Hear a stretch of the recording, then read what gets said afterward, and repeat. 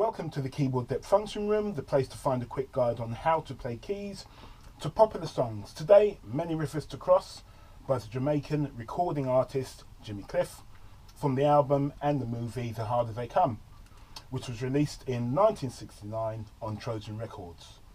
The song was written by Jimmy Cliff. The legendary Jackie Mittoo is playing the organ on this recording. The song is classified as reggae, but it has a heavy gospel influence throughout. It's in the key of F major. You should find a link to download a basic chord sheet in the description box below. Please remember to like, share and subscribe if you're finding these videos helpful, and hit the bell for instant notifications of uploads. So here's an example of how I might play it.